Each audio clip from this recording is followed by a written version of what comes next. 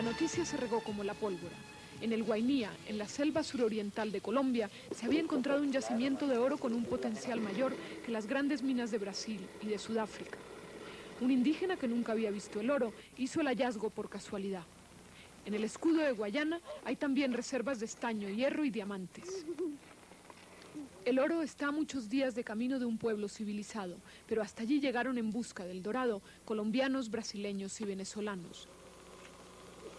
Allá los denominan los telemineros, los mineros empujados por la televisión.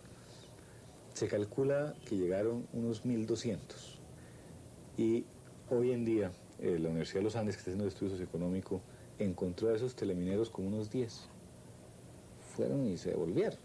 Y hay un grupo de mineros tradicionales que según la estación del año oscila entre 100 y 300, que está ya desde hace varios años en el área y que llevan a cabo, como le digo, una minería de subsistencia, porque aun cuando hay un rendimiento alto en la minería, la falta de infraestructura hace que sea tan costosas las condiciones de vida que en términos generales la persona a duras penas se mantiene. ¿Colombia podría vivir de esta fiebre del oro? Yo no sé si se llegaría a vivir una fiebre del oro, pero sí estamos convencidos de que va a haber un renacimiento importante tanto en la producción como en la inversión en este campo. Entonces usted piensa al final que los españoles no se llevaron todo el oro que había en Colombia. Se llevaron bastante, pero todavía nos queda mucho. El área de riqueza tiene unos 40.000 kilómetros cuadrados que el Estado ya se ha reservado y abarca las serranías de Caranacoa y Naquén. Los indígenas de las selvas vecinas también corrieron a Guainía para buscar tesoros que luego podían cambiar por objetos de primera necesidad. A pesar de que su moneda circulante son trozos de oro, los nativos no creen que el dorado pueda modificar su vida. El oro, como unos, el hijo de un pobre todavía sigue toda la vida pobre. A este oro yo empecé a buscar. Conocí cuando un tipo repaco me decía, compañero me decía, allá hay oro. Entonces yo quería conocer más oro y cómo era oro, y como yo no conocía nada, entonces emocioné irse a conocer. Entonces me decía la gente que eso, el oro valía más que otros trabajos. Los indígenas brasileños sí han corrido todo el bopé. Todos que están recorriendo hasta ahora también. ¿Tienen problemas con ellos ustedes o...? No, nosotros como indígenas somos, como nosotros en esta parte los indígenas, no tenemos frontera.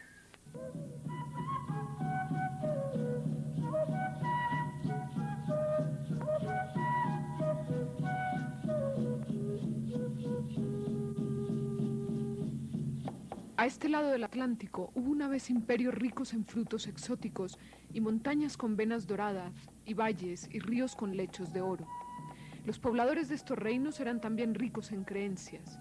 Fueron guerreros algunos y pacíficos otros, como los muiscas que habitaban al otro lado de los Andes y dedicaban casi todo su tiempo a cultivar con esplendor la tierra y a sacar sal de la montaña para cambiarla en otros paisajes por pepitas de oro.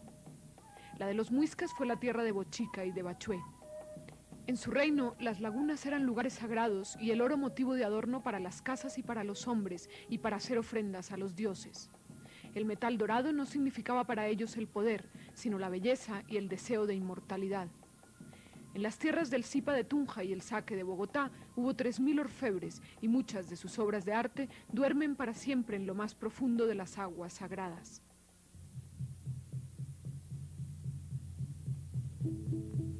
Dice la leyenda que más repiten los hombres en América, que en tierra de los Chibchas, todos los años, el cacique era ungido con aceites y su cuerpo recubierto con polvo de oro. Desde la orilla de esta laguna de Guatavita, el pueblo entero, purificado sus cuerpos por el ayuno, vestían sus mejores plumas y joyas para el ritual. El cacique montaba en una balsa de oro, acompañado de 10 de sus súbditos más nobles. Una vez en el centro del lago, el jefe indio comenzaba a orar y a arrojar sus ofrendas de oro y esmeraldas al dios del fondo del agua. En las orillas de la laguna, los testigos de la ceremonia miraban al suelo para no ofender al cacique. En medio de cantos y ocarinas, el hombre dorado se sumergía por fin en las aguas heladas para dejar también como regalo sublime el oro de su cuerpo. El rito del dorado se había cumplido una vez más en Guatavita.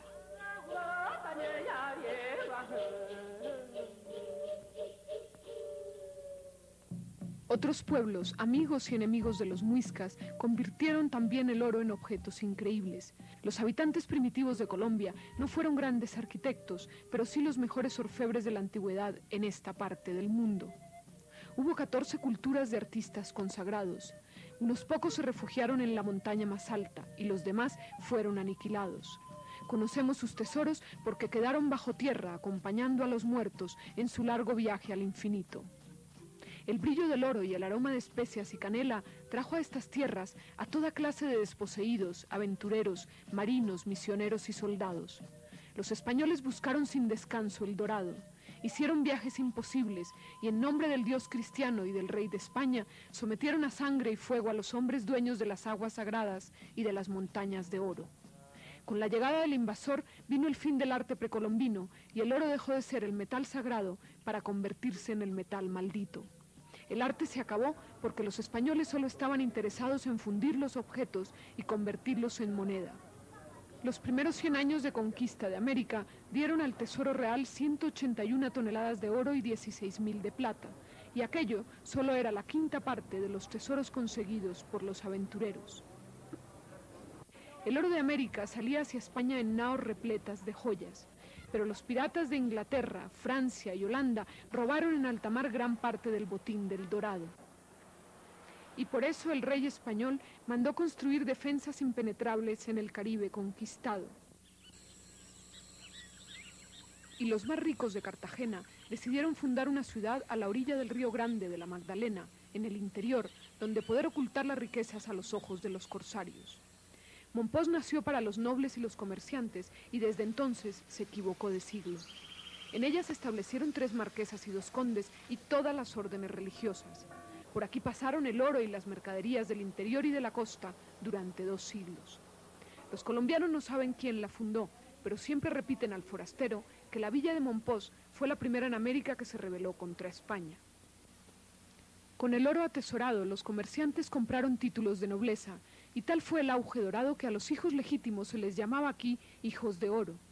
Los colonizadores dejaron en Mompox una herencia especial, el oficio de trabajar la filigrana.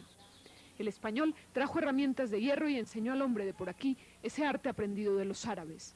Los de Mompox mezclaron el dibujo andaluz con las figuras de sus antepasados del río Sinú, y en casi todos los patios de la ciudad se trabajó sin descanso la orfebrería. Un viajero del siglo XIX contaba que desde la madrugada los patios se alumbraban con el soplete y el crisol, y a la hora de la siesta, en las calles bien trazadas, solo se escuchaba el tintineo de los pequeños yunques. Daba la impresión, decía, de que todos los orfebres del mundo se hubieran concentrado en Mompox. Pero un día el río cambió su ruta y dejó a Mompox aislado del resto del país. Por aquí no volvió a navegar la prosperidad. No pasaron más los barcos ni se recibieron novedades de la costa. Las gentes de la ciudad de oro se dedicaron a cuidar los tesoros para el rito de la Semana Santa y a blanquear la única iglesia con balcón en leguas a la redonda. En los patios de muchos orfebres se cambió la clase de joyería por la de historia patria. En Santa Marta. ¿Y dónde nació Simón Bolívar? En Caracas. En Caracas. Mompox tiene ahora ritmo de hamaca y de mecedora. Y en los pocos talleres donde aún se teje la paciencia, nadie sabe con certeza si el arte del oro podrá sobrevivir. No, de moda no ha pasado. Lo que pasa es que el factor económico de intranquilidad que hay en todo el país ha disminuido el comercio de esta artesanía. En el siglo XVII, Colombia producía el 40% del oro del mundo, y luego fue desplazada por Brasil. Hoy ocupa el 8º lugar y pierde la mitad de su producción por no aprovechar los residuos. El 90% del metal que se extrae en los ríos y las rocas es labor de los pequeños y medianos mineros. La gran minería de oro apenas si existe. Colombia está bañada por miles de torrentes y esta escena se repite desde hace siglos. Casi la mitad de los que buscan oro de aluvión son mujeres y niños. Los que lavan arenas en batea se llaman barequeros y la compra de este instrumento artesanal es la única inversión que necesitan hacer para dedicarse a buscar oro. A pesar de que el trabajo de los barequeros forma parte del tercer renglón de exportaciones colombianas, para muchos de ellos las arenas doradas son solo un medio de subsistencia. ¿Desde cuánto tiempo hace que está en este sitio? En este mineando. Sí. Hace 7 años, de la edad de 7 años y tengo 74. Mi mamá era minera, entonces con ese proyecto nos criamos todos en la mina. ¿Y alguna vez se encontró una cantidad grande de oro que valiera la pena? No, señora.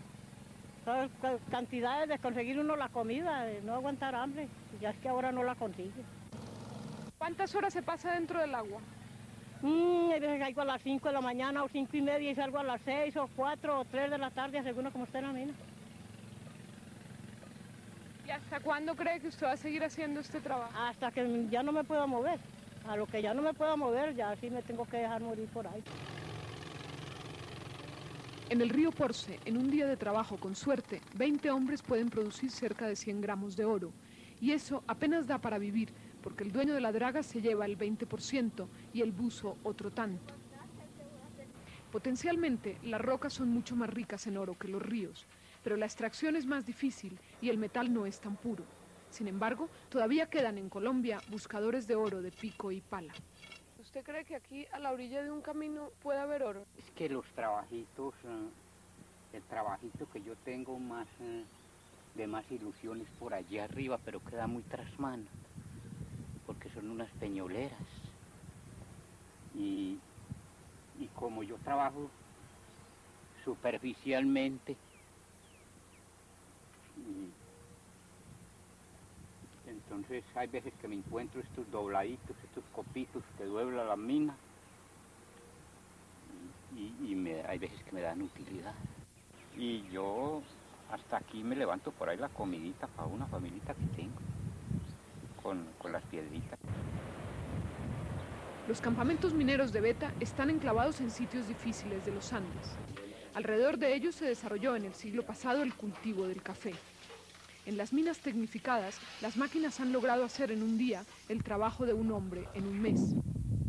En una mina intermedia como la Bramadora, unos 30 hombres producen 250 gramos de oro por día, y el oro de los residuos se recupera en un 90% porque las arenas sobrantes ricas en minerales se exportan para ser procesadas en países industrializados. A pesar de haberse tecnificado, la Bramadora sigue aprovechando en su trabajo el molino californiano y las mulas de carga. El gobierno actual se propone duplicar la producción de oro en Colombia en un año gracias a una reorganización legal y técnica de la minería y gracias al llamado a la inversión privada y extranjera en la producción de oro. Un candidato a presidente en el Ecuador basó su campaña electoral en que el oro sería la salvación de su país. Ya está. Ya se ve, ya se ve. La curiosidad acechaba. Un buen porcentaje de ciudadanos querían comprobar con sus propios ojos algo que habían escuchado, la existencia de oro en el lugar. Un hombre estaba dispuesto a descifrar la incógnita, nada menos que un candidato presidencial, el republicano Guillermo Sotomayor. No es que esto hay que mover. Ya, de frente le muevo. No, usted no puede mover. Porque si no se va el oro. Zapatero a tus zapatos, parece querer decir el experto en minería. La expectativa aumenta. Todos quieren ver el oro del que se hacía alusión. Unos pocos minutos de tensión y ahí está la prueba de un candidato que habla por los hechos. Unas pequeñas partículas de oro asomaban para satisfacer a simpatizantes y curiosos. Partículas, pero al fin y al cabo, oro. En la piedra pómez está fundido en pequeñas bolitas. Porque, sí, por favor. Está en pequeñas bolitas porque el volcán Cotopaxi botó el oro en bolitas. Se fundió con el calor. Hasta 1,5 gramos de oro por metro cúbico hay en la región. Se ignora la cantidad de piedra pómez que se ha exportado para calcular la cantidad de oro que se han llevado, dice el candidato republicano. Esta es una demostración para poner la conciencia nacional con sentido minero. Pero ¿qué opina el ingeniero Sotomayor al calificativo de ser el candidato presidencial de la irrealidad y del milagro? Yo no sé si esto es de realidad, si estoy soñando, y todos aquí están soñando. Aquí está el oro y es... Niña, véalo para que no diga que es irreal, por aquí está, mira, ahí están. Absortos pero convencidos se quedan los pobladores de San Felipe.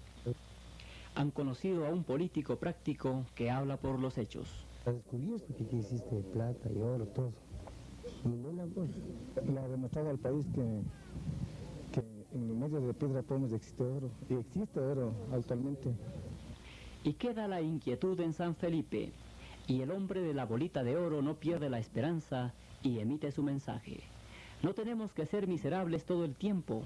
Es hora que la ciencia y la técnica funcionen en los gobiernos más que los discursos. Imprimido cierta dinámica en el quehacer social del mundo, eso es innegable, pero su cosmovisión, su concepto estratificado de la historia es algo que pretende ser científico, y según mi modesta opinión y según yo discutí con ellos mismos allá, no es verdad. Incluso Marx mismo confiesa en su Capital que los estratos geológicos como las eras históricas no tienen una definida separación. Hoy mismo hay feudalismo, hay esclavismo, hay capitalismo en muchas partes del mundo. De no ser así, él mismo no estuviera mirando hacia Occidente en esperanza de alguna ayuda. Entonces nosotros nos hemos ubicado en lo que denominamos la nueva izquierda no marxista. Queremos cambios profundos. Podemos explicar en qué consisten esos cambios. Tenemos los recursos económicos no personales, nacionales, esto ya todo el país lo sabe, para efectuar esos cambios. Ingeniero y profesor de geoquímica ya ha revelado dónde están algunos yacimientos y asegura que hay muchos más y que su producción sería más importante que la del petróleo. 800 toneladas de oro, que al precio actual del oro pasa de los 16 o 17 mil millones de dólares. Con ese capital había que hacer una infraestructura de por lo menos 14 industrias básicas y 24 agroindustrias, que serían manejadas por los técnicos que no tienen ahora trabajo, por obreros que no tienen trabajo, en formas de cooperativas de producción.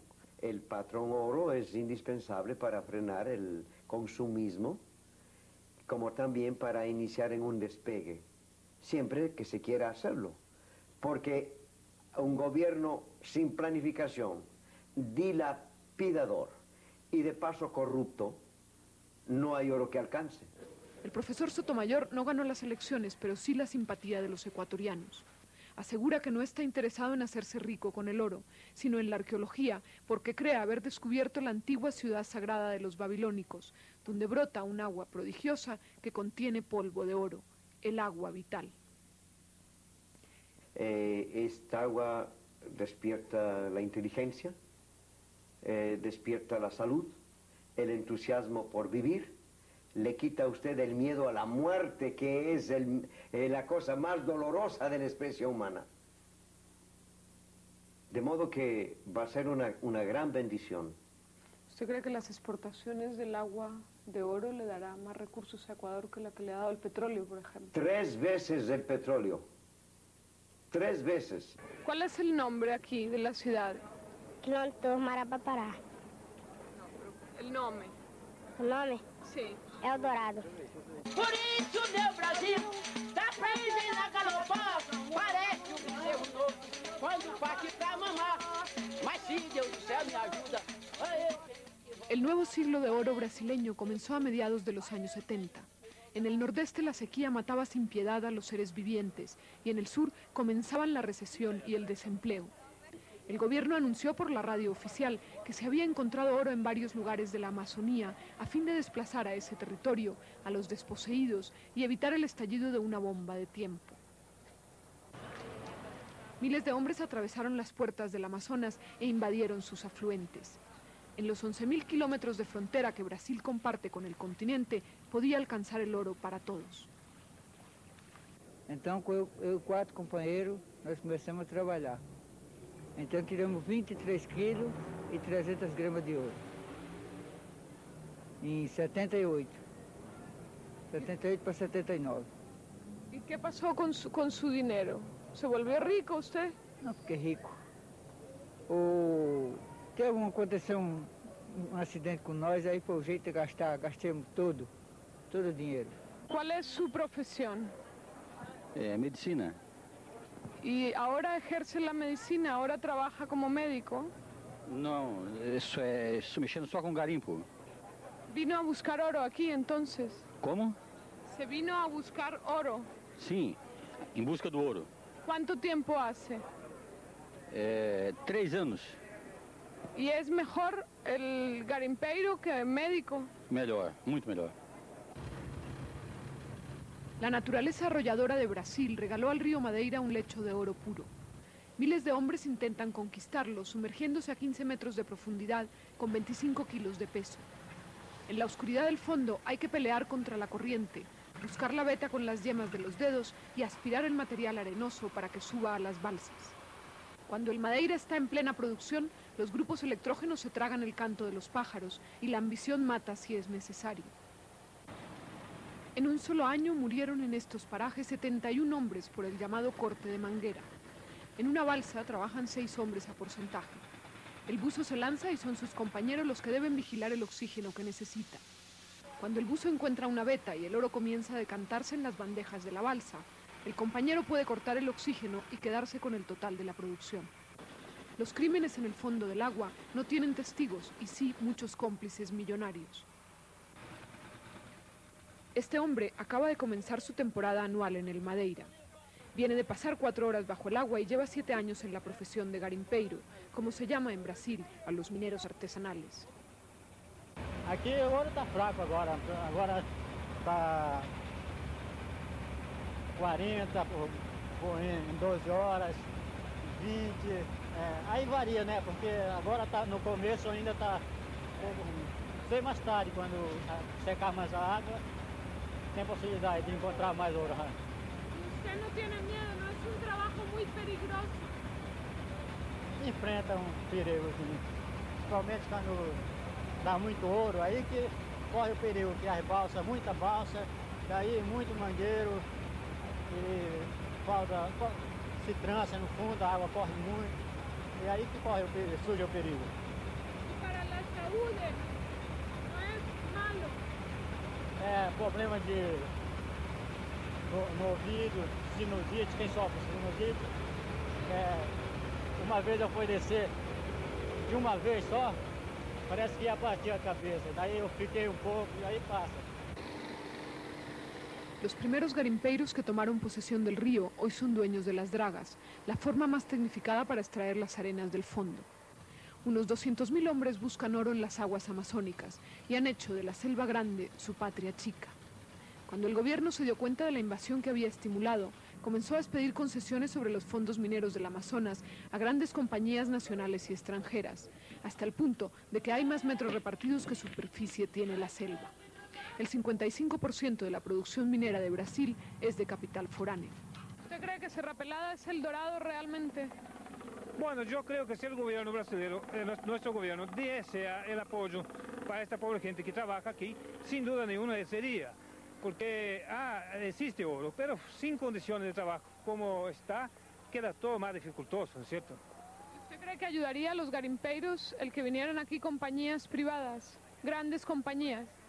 Sí, aquí 2 cosas servían para los garimpeiros. Servía el gobierno liberar esta área para los garimpeiros, o si no, el gobierno tutelar con rebasamento el trabajo de la PRONAC, que dé condiciones de trabajar tranquilo. Lo que no sirve para los garimpeiros es que esta área no es de ellos están como intrusos y tampoco, entonces no puede hacer ni un negocio con empresas que tienen interés y el gobierno tampoco le tutela, le hace el trabajo que ellos necesitan.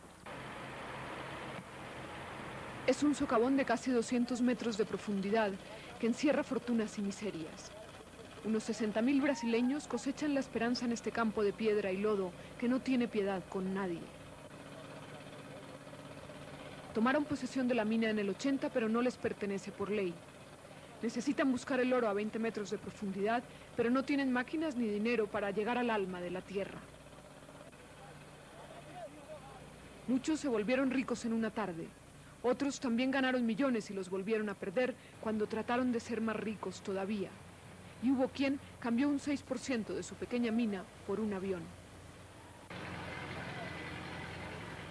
La colina se ha convertido en un agujero donde arrancan oro con las manos los más pobres de la Amazonía, los fugitivos del hambre y de la justicia, los profesionales sin oportunidad y los agricultores empujados al abismo del oro por la sequía y los hombres atormentados que cargan a la espalda con el mismo miedo las piedras y las angustias del pasado. Cuando Serra Pelada estuvo a plena producción dio 30 toneladas en un año, hoy no llega a 5. El metal se va escondiendo y aún así los cazadores de oro siguen llegando a la sierra como al santuario que libra de sus miserias a los hombres. ¿Y crees que vas a ser rico aquí?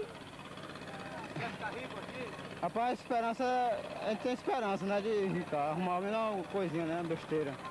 A cidade a melhorar um pouco, né? ¿Y usted por qué no estudió? ¿Por qué está trabajando desde tan joven? Não, por causa que a gente tá na cidade assim, né, o pessoal fala, né, fofoca de garimpo, aí a pessoa é pobre, né? Aí o pensar da gente é sair para ver se arruma alguma coisa, para ver se melhora um pouco. A gente sair e deixa o negócio de estudo de mão. Cada pequeño cuadro es una mina. Puede medir entre 2 y 6 metros de superficie. De un espacio así salieron 2.000 millones de pesetas en una semana. 10 hombres trabajan una terraza, unos por salario y otros a porcentaje. El que cava y llena los sacos es dueño de la mina. El que los transporta de un lado a otro es un obrero que gana 10 veces más que en Río de Janeiro. También son dueñas las hormigas que suben el material al terreno donde se tritura y cobran a tanto por recorrido.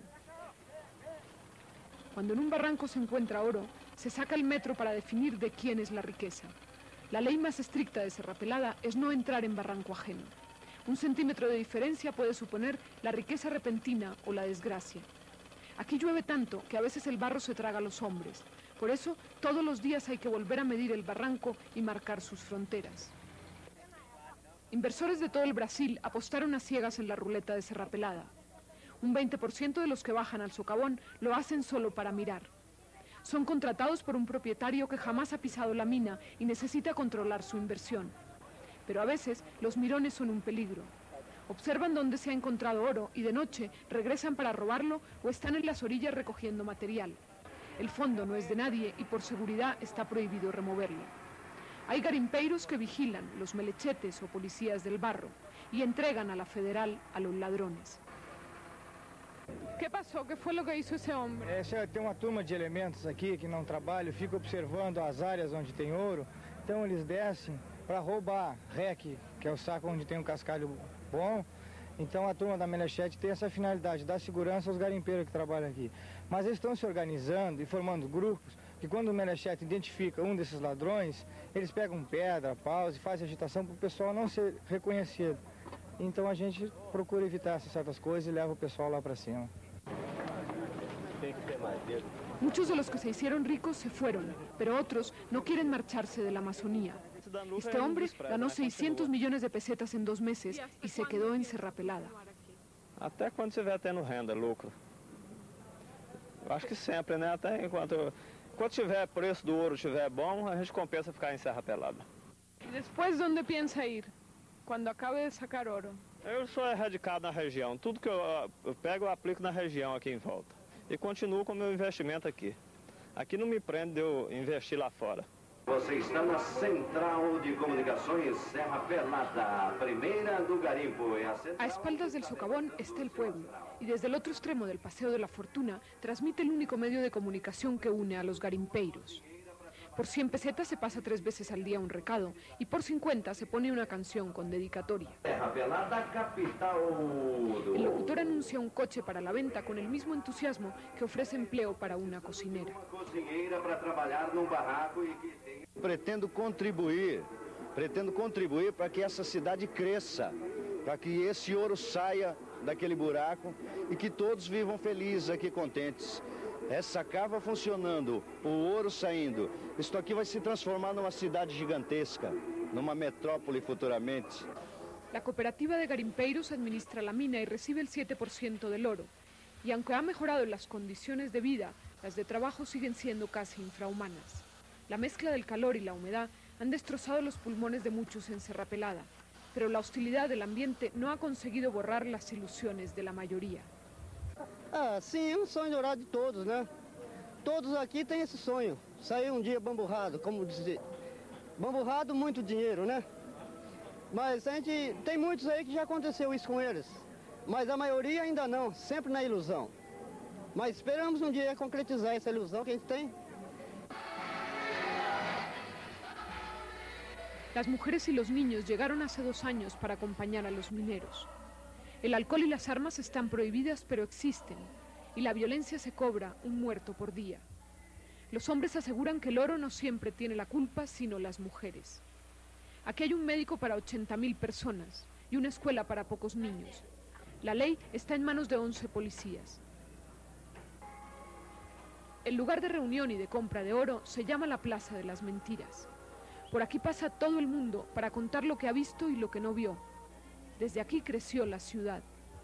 El Estado no ha invertido nada en la infraestructura urbana ni en el bienestar de los garimpeiros. El gobierno imagina que está a guardar las horas que los propios garimpeiros abandonen su servicio y la abandonen la mina. Porque el gobierno, sabiendo de que la grande concentración de personas, debería ter imaginado que para cerrar Serra Pelada era necesario que se crease alternativas de trabajo. Entonces, cerrar y hacer o qué con aquel pueblo. Por cada día que la mina sigue en manos de los garimpeiros, la compañía del Valle del Río Dulce recibe una indemnización del Estado. La empresa quiere tomar posesión de la mina. Los mineros del Barro piensan que tienen derecho a explotar las reservas en 80 kilómetros de esta sierra, porque la selva es del que se atrevió a conquistarla. El gobierno no tiene una política clara.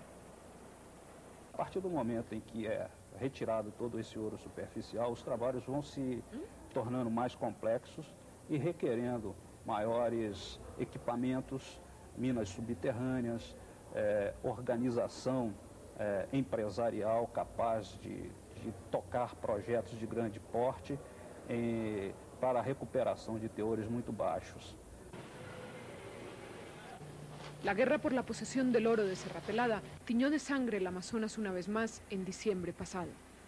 Los garimpeiros bloquearon el puente sobre el Tocantins, propiedad de la Compañía del Valle del Río Dulce y por el que sale al resto del mundo el mineral de hierro de Brasil. Los mineros presionaban al gobierno para que hiciera obras de excavación y terraplenaje en Serra Pelada. La policía cercó a los garimpeiros en el puente y disparó contra ellos. Muchos se tiraron al agua y nadie los vio más. Los muertos oficiales fueron 3 y la policía militar no dio más información. Pero en Marabá, los que vieron la masacre aseguran que los uniformados recuperaron más de 100 cadáveres en el río y los desaparecieron. En un país 17 veces la extensión de España, que todavía está descubriendo sus territorios y aclarando a quién pertenecen las tierras vírgenes, no será fácil distribuir las riquezas enterradas. Lo único que parece claro es que los garimpeiros, propietarios unos y obreros la mayoría, están dispuestos a seguir defendiendo con la vida la conquista del dorado brasileño.